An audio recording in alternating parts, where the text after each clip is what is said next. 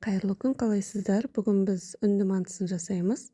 Үнді мантысын негізі кәдімгі фаршпен болмаса етпен жасайды.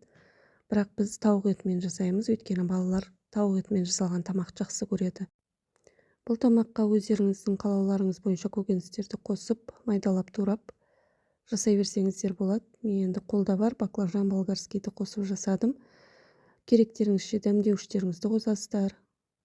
Сәбіз, картошка, баклажан, томат, помидор қосып, әрқайсысын төрт бұрыштап піскенше бұқтырып қойдым. Ол жартылай пісем дегенше қамырымды илеп, ұн, тұз, кішкене шемшік майды қосып, салқындау суға илеп аласыздар. Сосын оны тындырып қоямыз. Негізі тынған қамыр әдемі біркелкі болып жайылады.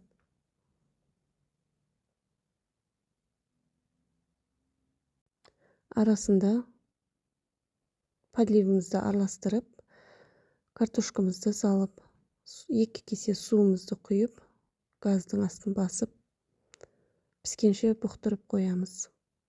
Ол піскенше қамырымызды жайып, жұқа біркелкі жайып аламыз да, бетіне шемшік майымызды жағып шығамыз полный.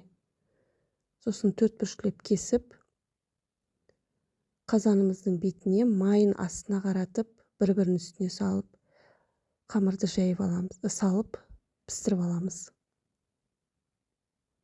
Піскен қамырымызды жеке-жеке бетінен алып, подливымызды сол қамырдың бетіне қоямыз. Қалай желінетіні видеода көрініп тұр. Ас болсын.